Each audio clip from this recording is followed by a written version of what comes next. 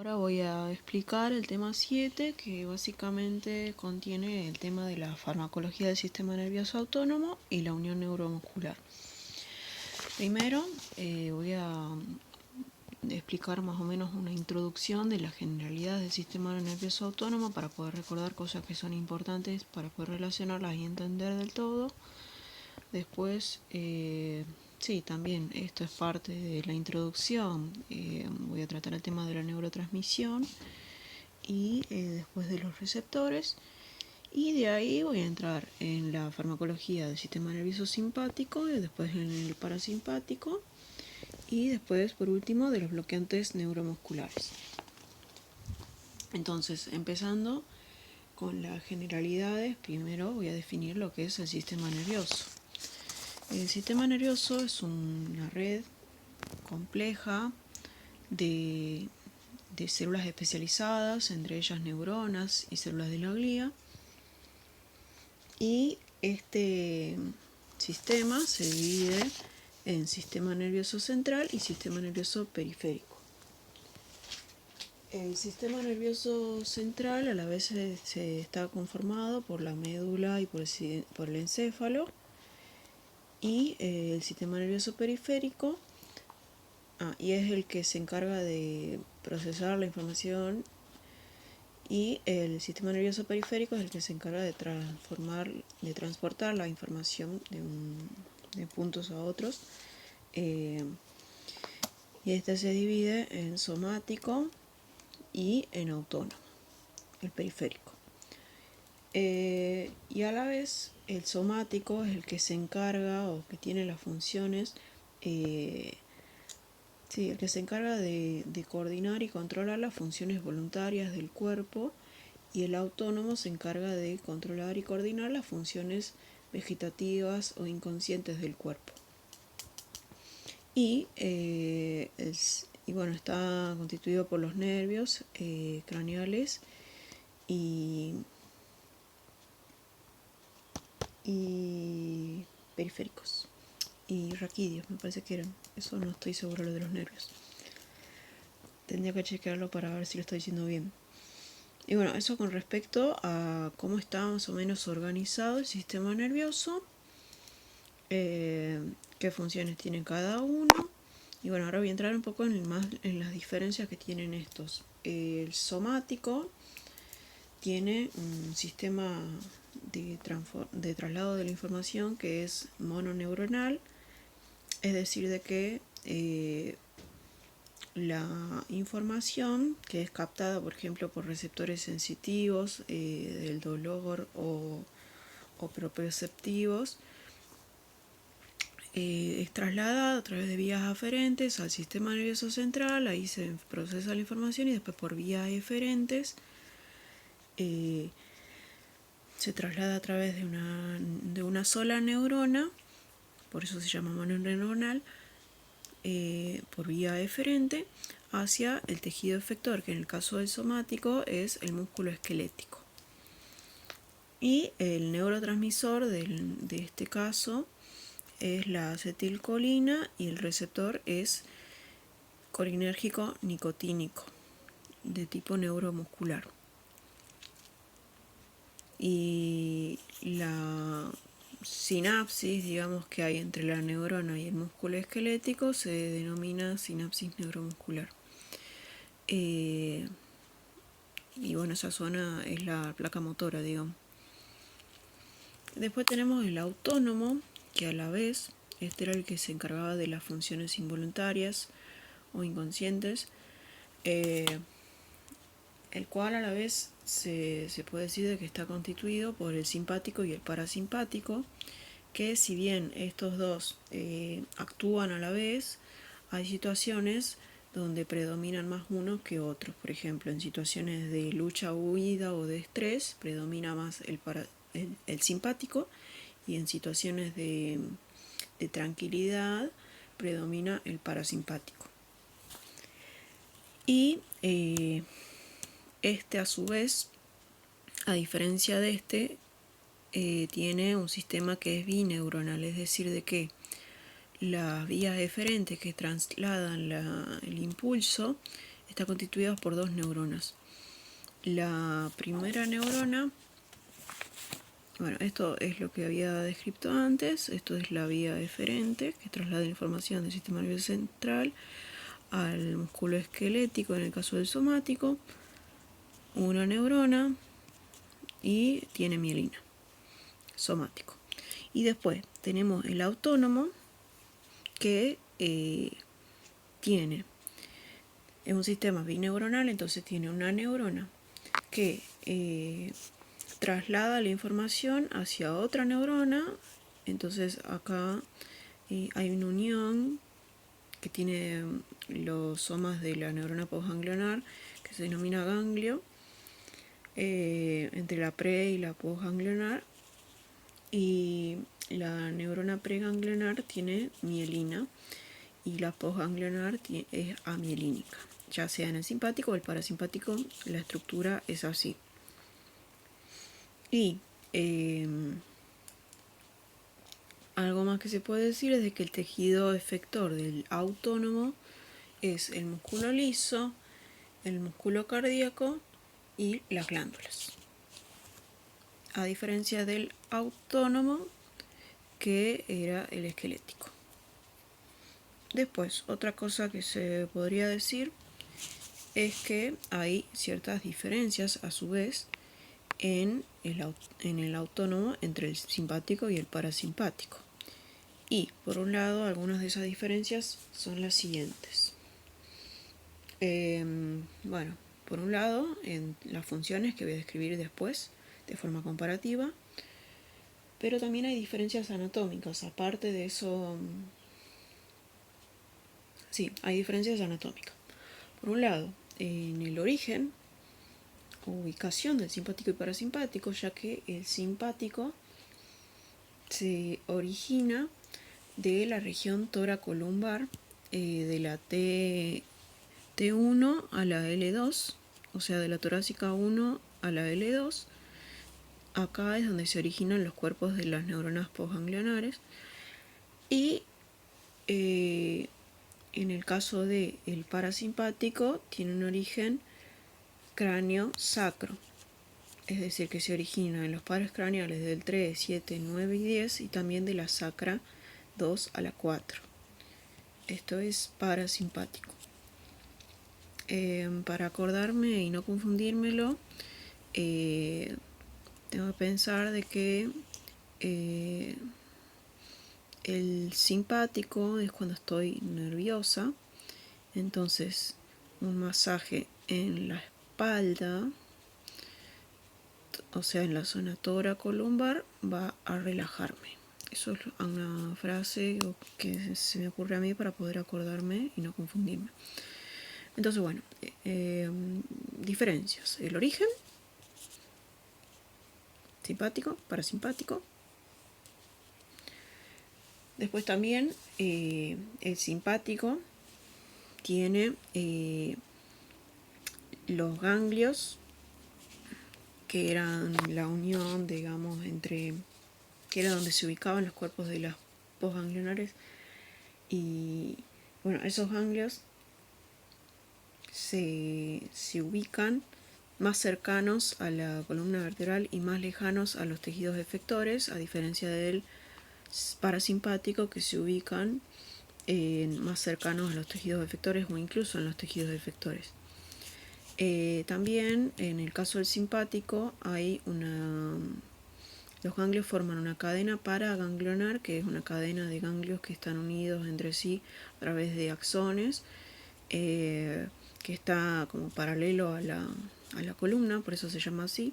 Después también hay otros ganglios que se llaman prevertebrales, que son los ganglios mesentéricos superiores e inferiores y los celíacos, y también hay otra estructura que es la médula adrenal o glándula suprarrenal, la cual funciona como si fuera un ganglio también, digamos, o sea, la estimulación de la neurona preganglionar va directamente a la médula adrenal. Y en este caso del simpático, como los ganglios están lejanos a los órganos, los axones de las neuronas postganglionares son más largos en comparación a los axones de las neuronas postganglionares en el parasimpático, porque acá están más cerca los ganglios a los tejidos o en los tejidos mismos. Y ¿qué más? Aparte del origen y los ganglios, también hay una diferencia con respecto a los neurotransmisores. En el caso del simpático, los neurotransmisores principales que hay son la adrenalina, la catecolamina, las catecolaminas, digamos, que son la adrenalina, la noradrenalina, también la dopamina. Y en el caso del parasimpático, el principal neurotransmisor es la acetilcolina. Por otro lado, hay algo en común que tienen estos dos, es de que en la preganglionar el neurotransmisor que se libera es la acetilcolina y el receptor es un receptor colinérgico nicotínico NG, que es neuroganglionar, digamos, porque está en el ganglio. Eso en los dos es igual. Y después en la postganglionar acá es diferente. En el simpático, como dije, los neurotransmisores entonces eran la nora, la adrenalina, la dopamina, y los receptores son adrenérgicos, que pueden ser alfa, 1 o 2, dependiendo del tejido del que hablemos, beta, 1, 2 y 3, o dopaminérgicos de 1 o de 2. Y en el parasimpático, el neurotransmisor de la neurona postganglionar es, o sea, el neurotransmisor que van a liberar acá, es la acetilcolina, con la diferencia de que los receptores van a ser muscarínicos o nicotínicos dependiendo del tipo de tejido. Otro componente que me estaba olvidando del sistema nervioso autónomo es el sistema entérico.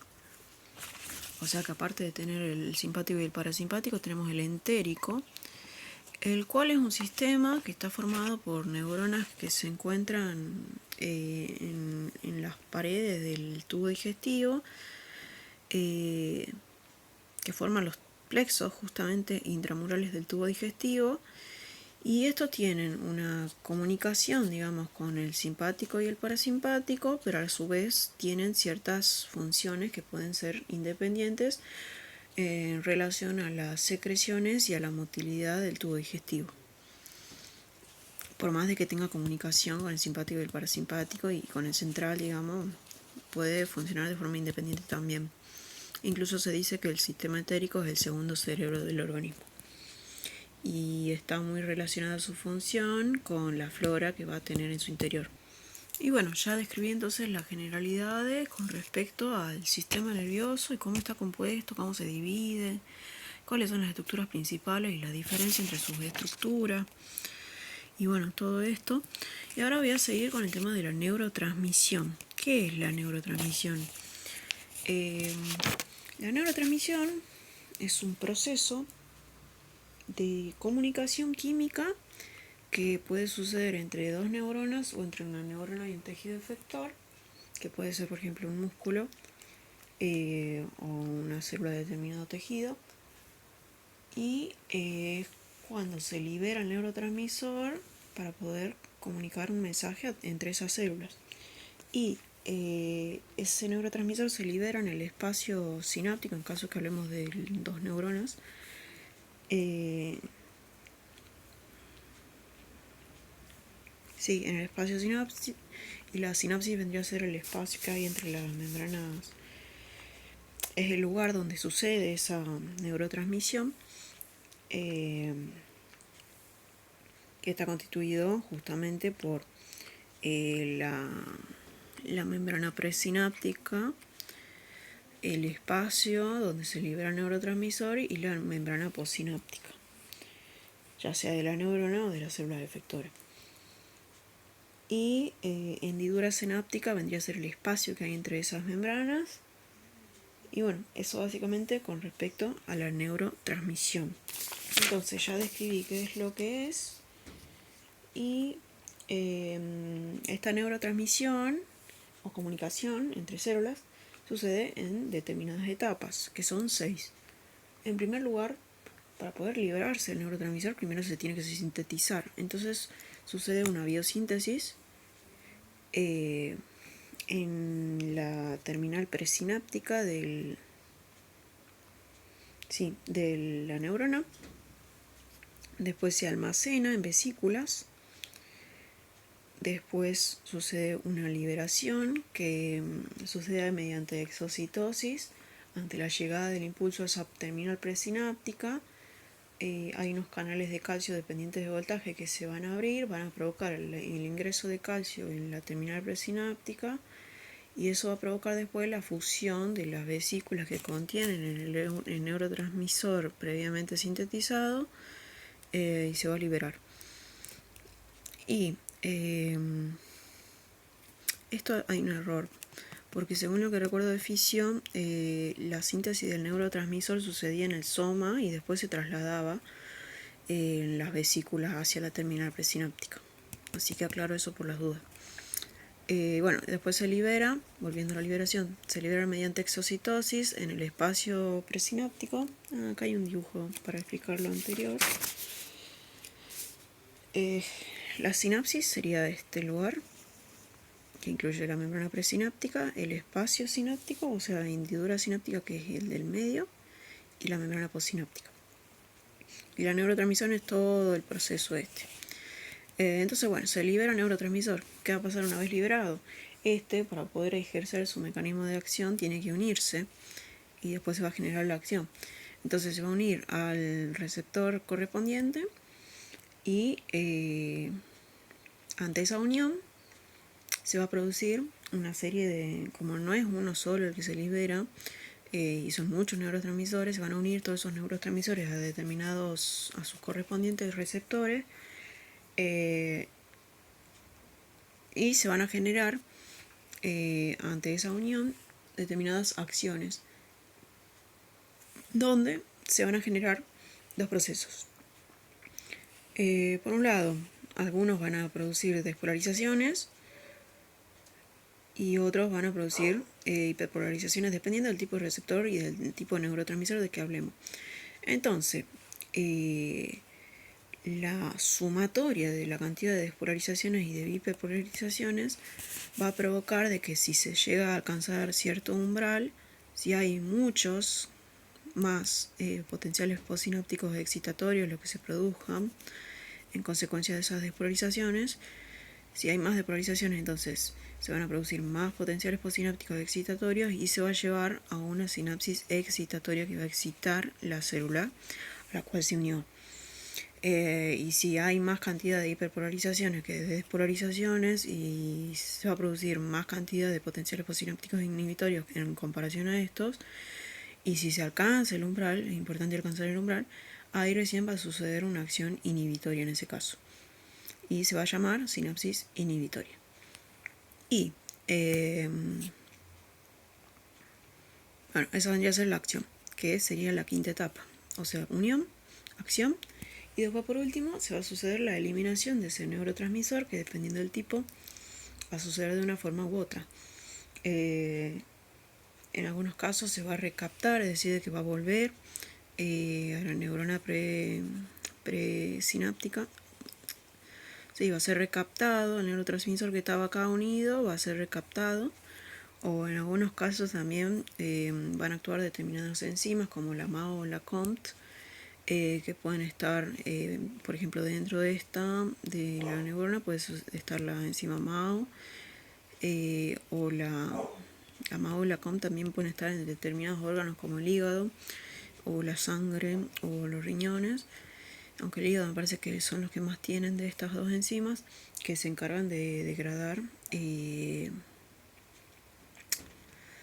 los neurotransmisores, o también depende del tipo de neurotransmisor, porque si hablamos de la acetilcolina, la enzima que se va a encargar de degradar va a ser la acetilcolina esterasa, que la va a degradar, digamos, en colina y acetil-CoA, y bueno, es como que se va a reciclar, pero bueno, eso después lo voy a describir en más profundidad después.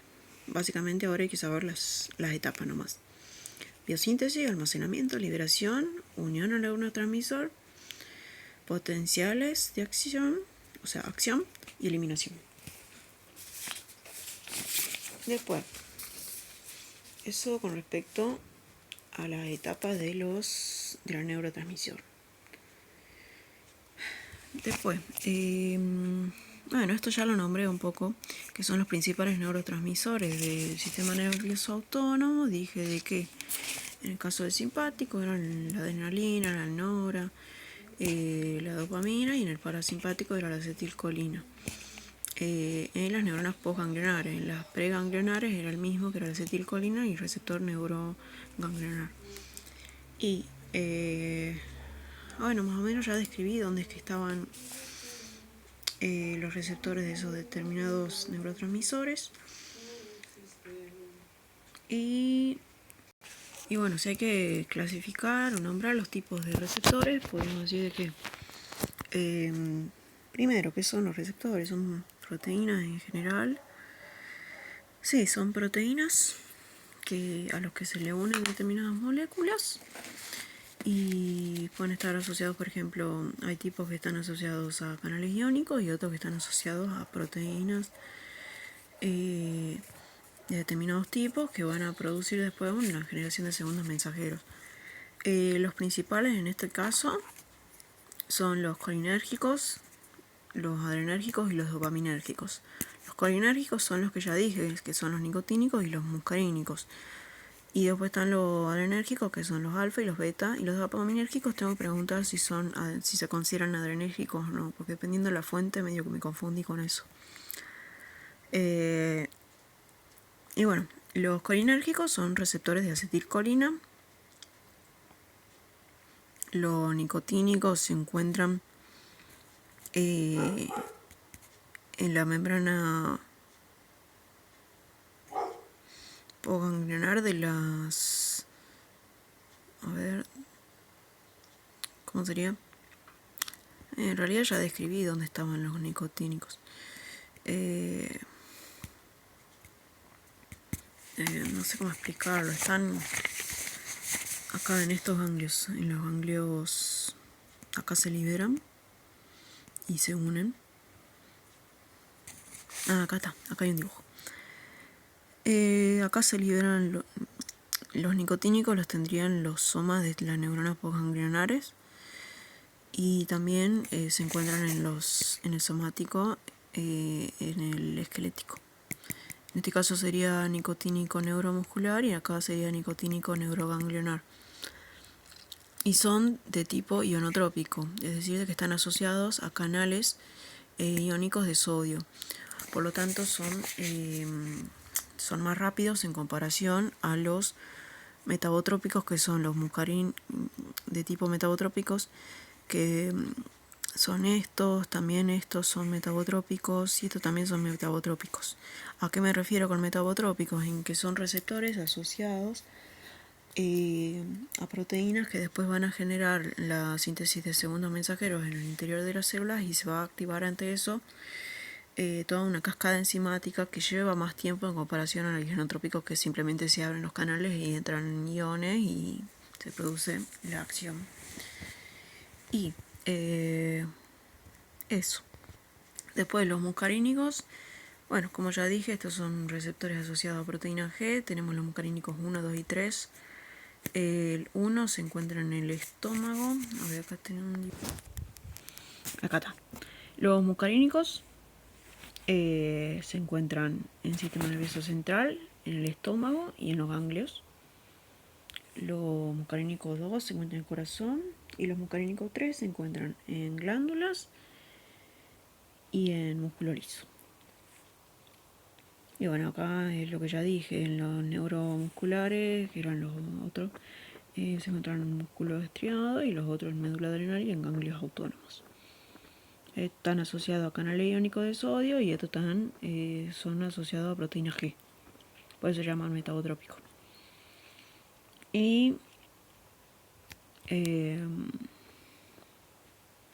hay ciertas características particulares de estos, que son estas, básicamente. Tenemos los nicotínicos, que describí recién, ya dije esto. un receptor, músculo neurona acoplado. Estos no tienen segundo mensajero, por lo tanto, y se encuentran en estos tejidos. Y después tenemos los muscarínicos. Esto ya lo dije. Esto, el 4 y el 5 no tienen mucha investigación, por lo tanto no lo voy a describir mucho.